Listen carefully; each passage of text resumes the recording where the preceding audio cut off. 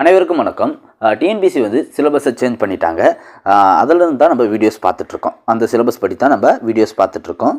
இந்த வீடியோவில் நாம் அழகு 7 பாருங்கள், இலக்கியம் தமிழறிஞர்களும் தமிழ் தொண்டும் இந்த டாபிக் கொடுத்துருப்பாங்க. இதிலேருந்து மொத்தம் 15 கேள்விகள் கேட்க போகிறாங்க. இந்த டாப்பிக்கிலிருந்து நாம் உவே சாமிநாதர் ஐயரை பற்றி தான் பார்க்க போகிறோம். உவே சாமிநாத ஐயர், ஓகேங்களா? உவேசாவை பற்றி நம்ம ஒரு 2 பாடம் படிக்கணுங்க. 12ஆம் வகுப்பு புதிய புத்தகத்தில் ஒரு பாடம் கொடுத்துருப்பாங்க, 6ஆம் வகுப்பு பழைய புத்தகத்தில் ஒரு பாடம் கொடுத்துருப்பாங்க. இந்த 2 பாடத்தில் இடம்பெற்றுள்ள தகவல்களை நம்ம ஒரே பிடிஎஃப்பில் எடுத்துட்டோம், ஓகேங்களா? உவேசா இந்த பெயருடைய விரிவாக்கம் என்னன்னா, உத்தமதானபுரம் வேங்கட சுப்பையர் மகன் சுவாமிநாதன். உத்தமதானபுரம் வேங்கட சுப்பையர் மகன் சுவாமிநாதன் என்பது தான் உவேசாவின் முழுமையான விரிவாக்கம், ஓகேங்களா? அவருடைய பெற்றோர் பெயர் பாருங்கள், தந்தையார் பெயர் சுப்பையர். இந்த வேங்கட சுப்பையரில் இருக்கிற சுப்பையர் என்பது அவருடைய தந்தையார் பெயர். தாயார் பெயர் சரஸ்வதி அம்மாள். தாயார் பெயர் சரஸ்வதி அம்மாள். வேங்கட ரத்தினம் என்பது தான் இவருடைய இயற்பெயர். உவேசாவின் இயற்பெயர் என்னன்னா வேங்கட ரத்தினம். இங்கே பாருங்கள், வேங்கட சுப்பையரில் வேங்கட என்பது அவருடைய இயற்பெயரோட பாதியாகவும், சுப்பையர் என்பது அவருடைய தந்தையார் பெயராகவும் இருக்குது. எப்போ பிறந்திருக்காருன்னு பாருங்கள், 1885 பிப்ரவரி 19 பிறந்திருக்கார். 1885 பிப்ரவரி 19. மறைந்த ஆண்டு பாருங்கள், 1942 ஏப்ரல் 28 மறைந்திருக்காரு. பிறந்த ஊர் தான் உத்தமதானபுரம். எங்கே இருக்குன்னா திருவாரூர் மாவட்டத்தில் இருக்குது. திருவாரூர் மாவட்டத்தில் தான் இந்த ஊர் இருக்குது. அவருடைய ஆசிரியர் பெயர் பாருங்கள், மகாவித்வான் மீனாட்சி சுந்தரம். உவேசாவின் ஆசிரியர் மகாவித்வான் மீனாட்சி சுந்தரம். இந்த ஆசிரியர் அவருக்கு வைத்த பெயர் தான் சாமிநாதன். நம்ம உவே சாமிநாதன் சொல்கிறோம்ல, அந்த சாமிநாதன் என்ற பெயர் அவருடைய ஆசிரியரான மகாவித்வான் மீனாட்சி சுந்தரம் வைத்த பெயர் தான் இந்த சாமிநாதன், ஓகேங்களா? அவருடைய இயற்பெயர் என்ன? வேங்கட ரத்னம். எப்போ பிறந்திருக்காரு? 1885 பிப்ரவரி 19. மறைந்த ஆண்டு 1942 ஏப்ரல் 28. உத்தமதானபுரம் என்பது அவருடைய ஊர் பெயர். அவருடைய ஆசிரியர் பெயர் மகாவித்வான் மீனாட்சி சுந்தரம். அவருடைய ஆசிரியர் வைத்த பெயர் தான் சாமிநாதன், ஓகேங்களா? அடுத்து பாருங்கள், இவருடைய சிறப்பு பெயர்கள் பாருங்கள். உவேசாவின் சிறப்பு பெயர்கள்: தமிழ் தாத்தா, மகாம கோபாத்தியா, திராவிட வித்யபூஷணம், தக்ஷணாத்தி கலாநிதி. இதெல்லாமே இவருடைய சிறப்பு பெயர்கள். தமிழ் தாத்தா, மகாம கோபாத்தியா, திராவிட வித்யபூஷணம், தக்ஷணாத்தி கலாநிதி இவருடைய சிறப்பு பெயர்கள். இதெல்லாம் ரொம்ப இம்பார்ட்டன்ட். அடுத்து பாருங்கள், பழந்தமிழ் இலக்கியங்களை தேடி அச்சில் பதிப்பிக்க அரும்பாடுபட்டவர். சங்க இலக்கிய நூல்கள் பெரும்பாலும் இவர் பதிப்பித்தது தான்.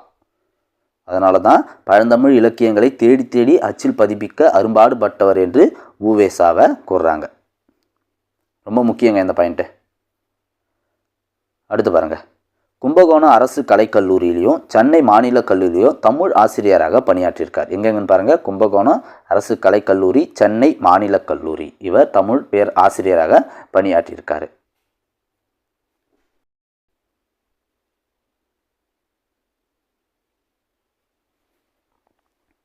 அடுத்து பாருங்கள், உவேசாவுக்கு சென்னை பல்கலைக்கழகம் டாக்டர் பட்டம் கொடுத்துருக்கு. உவேசாவுக்கு சென்னை பல்கலைக்கழகம் 1932 டாக்டர் பட்டம் கொடுத்து சிறப்பு செய்திருக்கு, ஓகேவா? உவேசாவுக்கு டாக்டர் பட்டம் கொடுத்த பல்கலைக்கழகம் சென்னை பல்கலைக்கழகம். எந்த ஆண்டுனா 1932. அதே போல் சென்னை பல்கலைக்கழகத்தில் இவர் சங்ககால தமிழும் பிற்கால தமிழும் என தலைப்பில் உரையாற்றியிருக்கார். இந்த உரை தொகுத்து பின் நூலாக வெளிவந்திருக்கு. சங்ககால தமிழும் பிற்கால தமிழும் என்ற தலைப்பில் இவர் பேசியிருக்கார். எங்கன்னா சென்னை பல்கலைக்கழகத்தில், அது பிற்காலத்தில் நூலாக வெளிவந்திருக்கு, ஓகேவா? அதே போல் ஆனந்த விகடன் இதழில் தன்னுடைய வாழ்க்கை வரலாற்றை தொடராக எழுதியிருக்கார். எந்த இதழ்னு பாருங்கள், ஆனந்த விகடன் இதழில் அவருடைய வாழ்க்கை வரலாற்றை தொடராக எழுதியிருக்காரு. பின்னால் என் சரிதம் என்ற பெயரில் நூலாக வெளிவந்தது. இவருடைய வாழ்க்கை வரலாறு என் சரிதம் என்ற பெயரில் நூலாக வெளிவந்தது. ரொம்ப இம்பார்ட்டன்ட், ஓகேவா? உவேசாவின் வாழ்க்கை வரலாறு நூலின் பெயர் என் சரிதம். ஜியு போப், சூலியல் வின்சென்ட் போன்ற வெளிநாட்டு அறிஞர்களும் உவேசாவை புகழ்ந்து பாராட்டியிருக்காங்க. இவருடைய தமிழ் பணியை புகழ்ந்து பாராட்டியிருக்காங்க. யாராரு? ஜி.யு. Pope, Julien Vincent. உயர்மீட்சி இந்த தலைப்பு பாருங்க, பள்ளி புத்தகத்தில் இடம்பெற்றிருக்கோம். இந்த தலைப்பு வந்து உவேசாவின் இலக்கிய கட்டுரையில் இடம்பெற்றுள்ளது. உவேசாவின் இலக்கிய கட்டுரையில் இந்த உயர்மீட்சி என்னும் தலைப்பு இடம்பெற்றிருக்கு.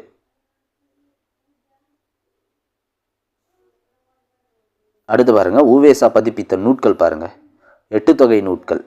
8 தொகை நூட்கள் உள்ள அந்த 8 நூட்களும், நற்றிணை தொடங்கி புறநானூறு வரை உள்ள அந்த 8 நூட்களும், 10 பாட்டு நூட்கள், சீவக சிந்தாமணி, சிலப்பதிகாரம், மணிமேகலை, புராணங்களில் 12, உலா நூட்களில் 9, கோவையில் 6, தூதுல 6, இதெல்லாமே இவர் பதிப்பித்த நூட்கள்.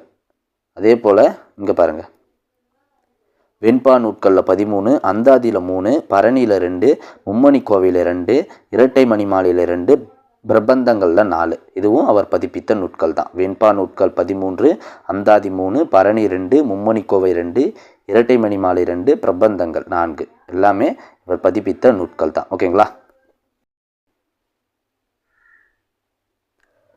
அடுத்து பாருங்க, குறிஞ்சிப்பாட்டு. இந்த குறிஞ்சிப்பாட்டு நூலை பதிப்பித்தவர் உவேசா அவர்கள். இந்த குறிஞ்சிப்பாட்டு நூலில் 99 வகையான பூக்களின் பெயர் இடம்பெற்றிருக்கும். குறிஞ்சிப்பாட்டு நூலில் 99 வகையான பூக்கள் பெயர் இடம்பெற்றிருக்கும். அதை பதிப்பித்தவர் தான் உவேசா அவர்கள். இந்நூலின் ஆசிரியர் யாருன்னா கபிலர். குறிஞ்சிப்பாட்டு நூலின் ஆசிரியர் கபிலர். உவேசாவுக்கு நடுவண் அரசு வந்து 2006 அஞ்சல் தலை வெளியிட்டு சிறப்பு செய்தது. 2006 அஞ்சல் தலை வெளியிட்டு சிறப்பு செய்திருக்கு. அதே போல் சென்னையில் இவருக்கு நூலகம் அமைந்துள்ளது. சென்னை திருவான்மியூரில் நூலகம் அமைக்கப்பட்டிருக்கு. எந்த ஆண்டுன்னு பாருங்கள், 1942. 1942 தமிழக அரசு இவருக்கு நூலகம் அமைத்திருக்கு. எங்கன்னா சென்னை திருவான்மியூரில். அதே போல் இவருடைய சிலை, திருவுருவ சிலை வந்து சென்னை கல்லூரியில் வங்கக்கடலை நோக்கி நிற்கும் வண்ணம் நிறுவப்பட்டுள்ளது. இவருடைய திருவுருவ சிலை சென்னை கல்லூரியில் வங்கக்கடலை நோக்கி நிற்கும் வண்ணம் நிறுவப்பட்டுள்ளது. அவ்வளோதான் நண்பர்களே, உவேசாவை பற்றி புதிய புத்தகம், பழைய புத்தகம், இந்த 2 புத்தகத்திலும் இடம்பெற்றுள்ள அனைத்து தகவல்களையும் நம்ம பார்த்து முடித்து விட்டோம். நன்றி. இந்த வீடியோவுக்கு உங்களுடைய சப்போர்ட்டை கொடுங்க. லைக் மற்றும் கமெண்ட் பண்ணி சப்போர்ட் பண்ணுங்கள். அப்போ தான் நாங்கள் அடுத்தடுத்த டாபிக் ரெடி பண்ண எங்களுக்கு ஹெல்ப்ஃபுல்லாக இருக்கும். நன்றி.